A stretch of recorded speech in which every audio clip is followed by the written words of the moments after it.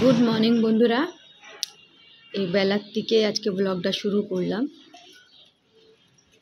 এই বেলাতেই আজকে একটু রোদ বেরিয়েছে। সকাল থেকে তো যা মেঘলা ছিল, ঠান্ডা হাওয়া ছাড়ছিল, এই বেলাতে একটু রোদ বেরোচ্ছে। এখন বাজে বেলা 11:30।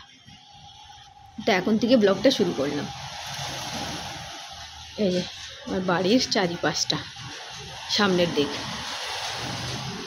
তো রাস্তার উপরে যেহেতু আমার বাড়িটা, তো রাস্তাতে সারাক্ষণই গাড়ি যেতেই থাকে, টোটো গাড়ি। মেন রোডের উপরে যেহেতু বাড়িটা, এই চারিপাশটা আমার। তো ঘরে চলে এসেছি বন্ধুরা, প্রচণ্ড হাওয়া।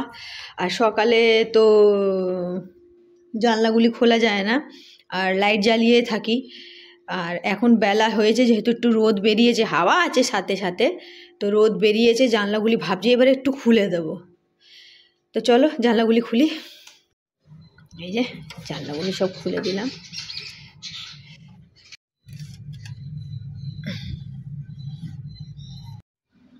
তো জানলাগুলি খোলা হয়ে গেছে আমার এদিকের জানলাগুলি আগেই খুলে দিয়েছিলাম। দেখেছো হাওয়া, দেখো বাপরে বাপ। এই জানলাগুলি দিয়ে প্রচণ্ড হাওয়া আসে, তাই এই বেলাতেই একটু খুলি। এখন সকাল সকাল একটু খুলতে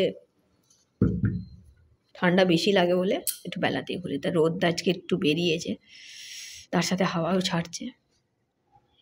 তো চলো কাজ করতে করতে তোমাদের সাথে কথা হবে বন্ধুরা।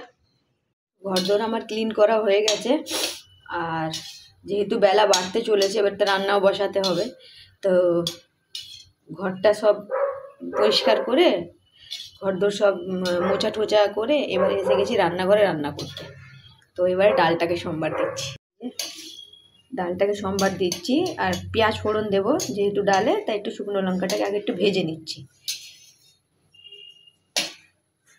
শুকনো লঙ্কা ভাজা হয়ে গেছে, আর এবারে পেঁয়াজটাকে একটু দিয়ে দিলাম, পেঁয়াজটাকে ভেজে নেবো একটু। তারপরে এর মধ্যে একটু নুন আর হলুদ দিয়ে দেবো। আমি এইভাবে ডাল সম্বার দিই।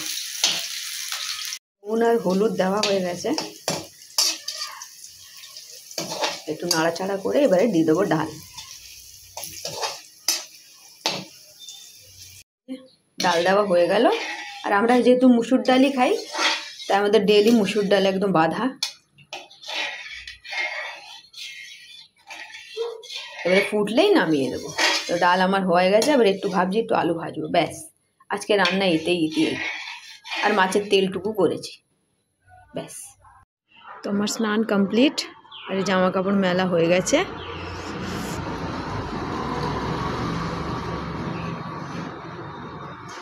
তো চলো এবারে পুজো দেব। তো এবারে পুজো দিতে চলে এসেছি, এবারে পুজো দেব। আমার শিবকে সাজানো হয়ে গেছে। তো কেমন লাগছে কমেন্টসে জানাবে বন্ধুরা। আজকে সোমবার দিন, সবাই বলবে ভম ভোলে ভোলেনাথ, হর হর মহাদেব, ওম নমঃ শিবায়। আজকে আমার সাথে সবাই ওম নমঃ শিবায় এক ডাকে ডাকো। সোমবার দিন সবার মনের ইচ্ছে পূরণ করবে ভোলে বাবা, কারণ আমার প্রতিষ্ঠা করা শিব। তো বলো ভম ভম ভোলে হর হর মহাদেব। আর কেমন লাগছে বন্ধুরা অবশ্যই কিন্তু কমেন্ট করে জানিও।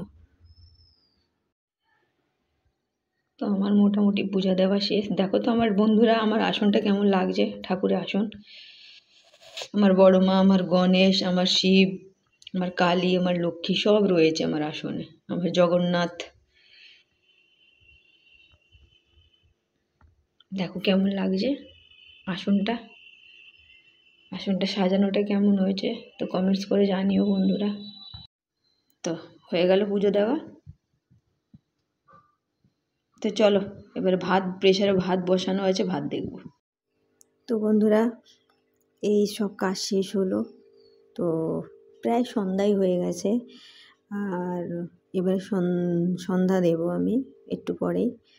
তো তো আজকে যেহেতু অযোধ্যায় রাম মন্দির ওপেন হয়েছে বলে, তো এখান থেকে সকালে একবার মিছিল গেছে। বললাম না আমি রোডের উপরে থাকি, তো এখান থেকে সকালে একটা মিছিল গেছে, আর এই কিছুক্ষণ আগে একটা মিছিল গেছে। তো সেটা দেখতে বেশ গান টান বাজিয়ে, রামের গান ভালোই লাগছে শুনতে, সত্যি ভালোই লাগছে। রাম নাম তো আমরা সবাই করেই থাকি, রাম নাম তো আজকের থেকে নয়, রাম নাম সে আমি যখন ছোট্টবেলার থেকে রাম নাম তখন থেকে, ঠিক আছে, তার আগের থেকে রাম নাম। তো আজকে যেহেতু রাম মন্দির ওপেন, সত্যি একটা খুব খুব খুব খুশির দিন আজকে। যদি কোনো দিন সুযোগ হয় অযোধ্যায় গিয়ে রাম মন্দির অবশ্যই দর্শন করে আসবো, যদি কোনো দিন সুযোগ হয়। তো ওরা আবার এখান থেকে মিছিল নিয়ে গেছিলো গান ঠান বাজিয়ে, রাম মন্দির যেহেতু ওপেন হয়েছে তো সবাই বেশ গান ঠান বাজনা নিয়ে, হনুমানের রাম নামের পতাকা নিয়ে, তো ওরা সবাই আজকে মিছিল বার করেছে এবং কি ঘরে ঘরে প্রসাদও দিয়ে গেছে। তো দেখে ভালোও লাগলো, সত্যি দেখে ভালো লাগলো। আসলে তো আমরা তো প্রচুর ঠাকুর বিশ্বাস করি, তো দেখে বেশ ভালো লাগলো, মনটাও ভালো হলো। তো যাকগে, রাম মন্দির হচ্ছে অযোধ্যায়, খুব ভালো একটা কথা। তো আজকের ব্লগটা এখানেই আমি শেষ করছি। নেক্সট নতুন একটা ব্লগ নিয়ে আমি কালকে আবার হাজির হয়ে যাব। তো চলো বন্ধুরা, টাটা, শুভরাত্রি, গুড নাইট, লাভ ইউ বন্ধুরা।